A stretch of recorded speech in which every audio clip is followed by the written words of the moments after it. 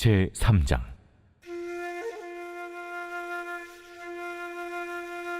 느부갓네살 왕이 금으로 신상을 만들었으니 높이는 60규빗이요 너비는 6규빗이라. 그것을 바벨론 지방의 두라 평지에 세웠더라.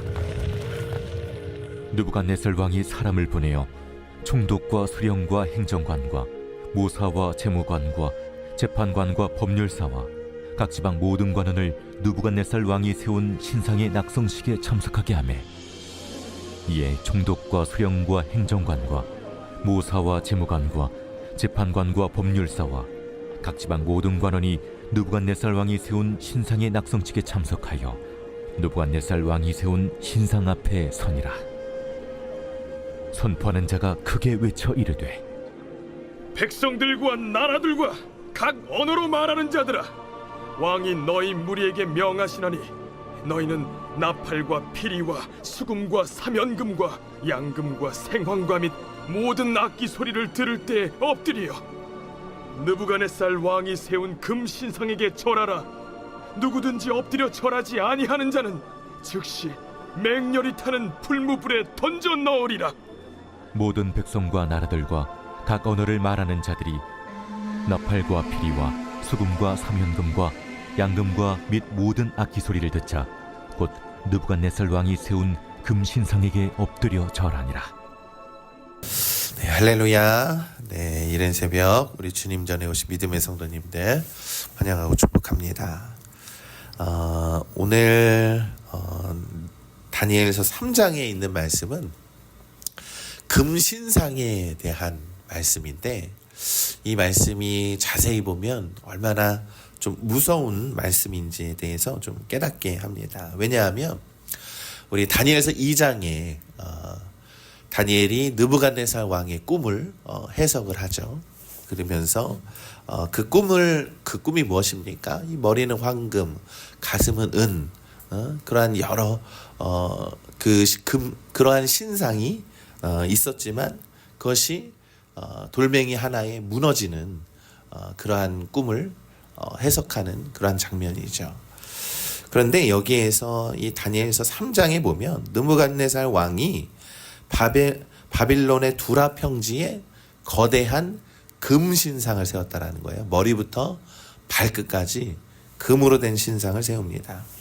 이 높이가 60규빗, 너비가 60규빗 해가지고 어마어마한, 너비가 6규빗 해가지고 어마어마한 크기의 압도적인 금신상을 세웠다라는 것이죠. 여기서 무섭다라고 얘기를 하는 것은 무엇이냐면, 이 느부갓네살 왕이 그 꿈을 보고 이 하나님의 권능에 대해서 엎드려 절을 했지만, 한켠에서는 그의 그 꿈을 모티브로 삼아서 자신의 권력과 자신의 모든 권세를 형상화했다는 거예요.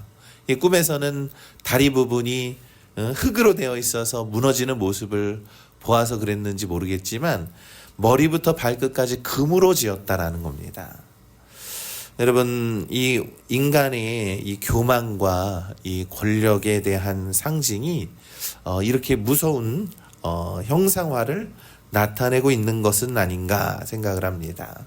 그리고 또한 그 신상 앞에서 모든 관리와 백성을 소집해서 그 신상 앞에 엎드려 절하게 했다라는 것은 하나님의 주권을 거부하고 이 자신이 곧 신의 반열에 오르겠다라고 하는 자기 신격화에 대한 그러한 모습이라는 것이죠. 그러면서 많은 사람들을 머리에 엎드리게 함으로써 그들의 모든 것들을 다스리겠다라고 하는 인간의 아주 무서운 권력, 그러한 교만과 권력을 상징하고 있는 겁니다. 여러분, 이처럼 이 세상은 끊임없이 우리에게 금신상을 보여주죠. 그것이 돈일 수도 있고요, 오늘날의 권력일 수도 있고, 혹은 자기 자신일 수 있습니다.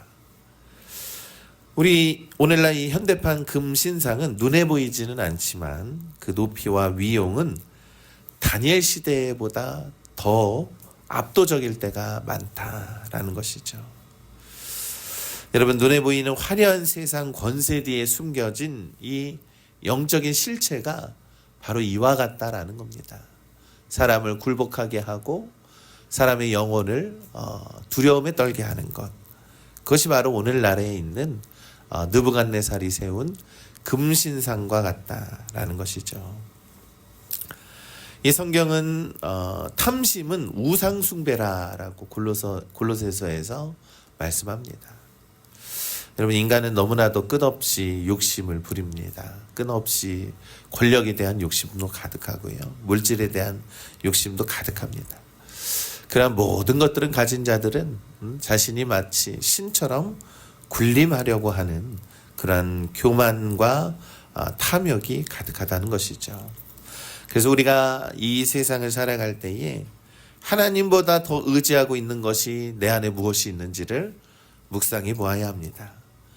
그리고 하나님보다 더 높이 평가하는 것이 있다면 그것이 바로 우리가 스스로 세운 금신상이라는 것이죠. 여러분, 세상은 그 가치관 앞에 무릎 꿇기를 요구하고 머리 숙이기를 요구합니다. 그러나 우리는 이 화려함 속에 감춰진 그런 영적인 문제를 우리가 꼭 꿰뚫어 보아야 합니다. 오늘날 이 세상에 우리를 영적으로 굴복하게 하려고 하는 것, 하나님보다 더 위에 서고 하나님보다 더 의지하려고 하는 것, 그것을 모두 없애버리시기를 간절히 소망합니다. 우리의 감춰진 그런 금신상이 있는 것은 아닌지 돌아보아서 그것을 철저히 내 안에서 끄집어내야 한다라는 것이죠. 그리고 느부갓네살 왕은 오늘 이 말씀에서 보면 신상 낙성식을 준비를 합니다. 이 낙성식은 단순히 종교 행사가 아니라요, 거부할 수 없는 어떠면 문화적인 정치라고 할 수 있겠죠. 이 광포한 전령의 큰 소리를 외치게 하고요, 또 모든 악기를 동원해서 화려한 음악과 화려한 어떠한 그러한 퍼포먼스를 막 들릴 때에 엎드려 절하라 라고 명령을 합니다. 이 화려한 문화적인 어떠한 큰 소리, 큰 음악, 그것들을 들려주면서 만약 절하지 않는 자는 즉시 맹렬히 타는 풀무불에 던져 넣으리라 라고 협박까지 하죠. 여러분, 여기에서의 이 음악은요, 이 사람들의 마음과 영혼을 자극해서 집단적인 광기에 빠지게 하는 도구였다라는 거예요. 그리고 이 풀무불은 이 인간의 근원적인 두려움을, 죽음에 대한 두려움을 자극하는 위협이라는 것이죠.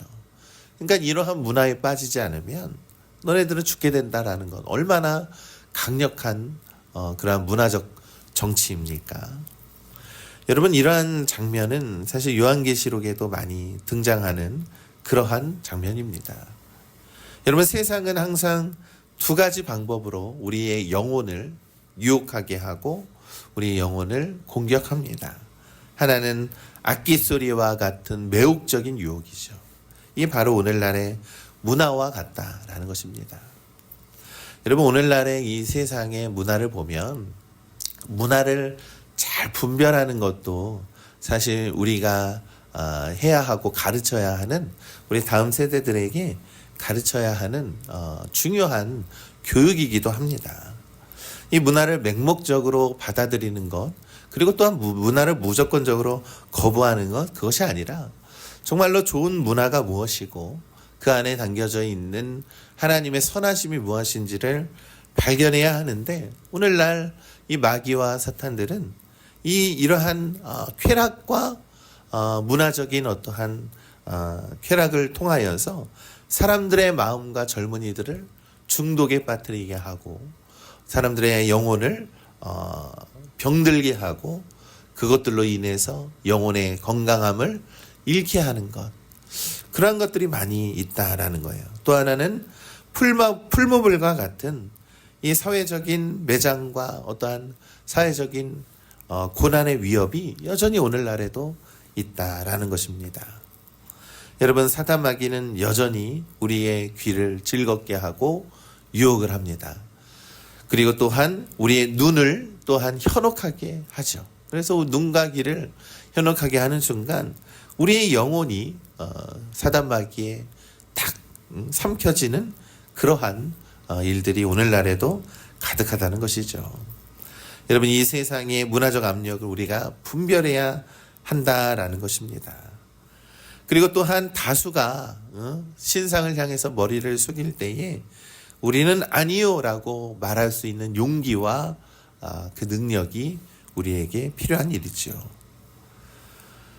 즉시 처형한다라고 하는 이 긴박함은요, 우리로 하여금 기도할 수 있는 틈조차 주지 않는다라고 하는 엄청난 협박이라는 겁니다. 그러나 우리는 악기 소리에 취하지 않고 풀무불의 위협에 떨지 않는 그러한 유일한 방법과 능력은 오직 하나님의 말씀에 귀 기울이고 하나님의 말씀에 그 능력을 세워가는 그러한 믿음인 줄 우리는 믿습니다. 여러분, 우리가 세상을 살아갈 때에 가장 중요한 것은 하나님의 방법이라는 것을 우리가 믿는 것이죠. 사람보다 하나님께 순종하는 것이 마땅하니라 라고 이 사도행전 5장 29절 이 사도들의 고백에서 나타나고 있습니다. 우리가 이 세상을 살면서 분별하기가 참 어렵습니다. 그래서 우리의 기준은 오직 예수 그리스도요, 우리의 기준은 하나님의 말씀인 줄 믿습니다. 우리가 어떤 것들을 행할 때에도 늘 하나님 앞에서 물어야 하는 것이고요. 우리가 어떠한 상황 속에 있을 때에도 어떠한 문화적인 것들을 우리가 경험을 할 때에도 다 하나님께 분별해야 한다라는 것, 그러한 믿음을 가지시기를 간절히 소망합니다. 그렇게 하나님께 물을 때에 하나님은 우리에게 용기를 더하여 주시고 지혜를 더하여 주신다라는 것입니다. 이 7절의 말씀을 보면 악기 소리가 들리자마자 모든 백성과 나라들과 각 언어를 말하는 자들이 모두가 다 엎드려 절하니라 라고 성경은 기록하죠. 집단적인 굴복이 있었다라는 거예요. 그들 중에는 유다에서 끌려온 포로들도 있을 것이고 또한 이 하나님의 위대하심을 목격했던 그러한 이들도 있었을 것입니다. 그러나 이 죽음의 공포 앞에서 그들은 너무나도 쉽게 무릎을 꿇고 말았다라는 것입니다. 이것이 바로 신앙의 절개를 지키는 것이 얼마나 어려운지에 대해서 오늘날 보여주고 있는 것이지요. 우리 믿음의 성도 여러분, 우리가 예수님을 믿는다라는 것은요, 좁은 문으로 들어가는 것과 같다라는 거예요. 예수님을 믿는 것은 쉬운 일이 아닙니다. 우리는 불편한 거고 어려운 일이 많다라는 겁니다. 세상의 문화와 다르게 살기 위해 더 노력하는 거고요.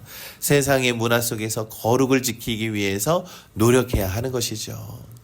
여러분, 그래서 예수님을 믿는 것은 불편하기도 하고 어렵기도 하고 또한 쉬운 길이 아니다라는 겁니다.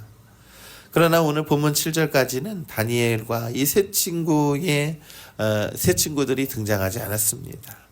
이러한 집단적인 굴복하는 그러한 배경과 이러한 상황 속에서 거룩한 저항을 준비하고 있는 것, 그것이 바로 다니엘과 세 친구들입니다. 우리는 세상의 그러한 모든 문화와 세상의 위협 앞에서 거룩한 저항을 해야 한다라는 것을 우리는 깨닫게 합니다. 거룩한 저항은 무엇입니까? 오직 하나님의 말씀과 오직 주 예수 그리스도를 우리가 중심으로 살아갈 때에 우리는 이 세상의 문화와 위협 속에서도 우리는 용기를 얻고 이겨낼 수 있는 능력이 우리에게 있음을 믿는 것입니다. 여러분, 이 세상의 금신상을 분별하십시오. 아무리 화려하고 거대해 보여도 결국 인간이 만든 피조물에 불과하다라는 것. 영원하지 않는 것에 영원히 팔리면 안 된다라는 거예요. 그래서 우리 안에 내가 정말로 이 세상의 금신상처럼 두렵게 여기는 것이 무엇인지를 꼭 오늘 하루 묵상해 보시기를 간절히 소망합니다. 또한 이 세상의 문화적인 공포와 유혹 속에 당황할 필요가 없습니다. 우리는 하나님의 말씀이 있고 예수 그리스도라고 하는 정확한 분별할 수 있는 기준이 있기 때문이죠. 우리가 하나님의 말씀 그 능력을 믿고 그것을 중심으로 우리가 이 세상을 살아갈 때 넉넉히 이기게 될 줄 믿습니다. 그리고 거룩한 저항을 위해서 거룩하고 성결함을 위해 살아가시기를 간절히 소망합니다. 여러분, 우리가 이 석양 예배 때도 우리가 말씀을 했지만 여러분, 거룩하고 성결함을 지키는 것이 먼저입니다. 그랬을 때에 모든 능력과 모든 기적과 같은 은혜가 나타나게 되는 것이지요. 그래서 우리는 이 세상의 화려한 그런 유혹 속에서도 우리가 믿음을 지키고 거룩함을 지킬 수 있는 우리 믿음의 성도님들 되시기를 우리 주님의 이름으로 간절히 축원합니다.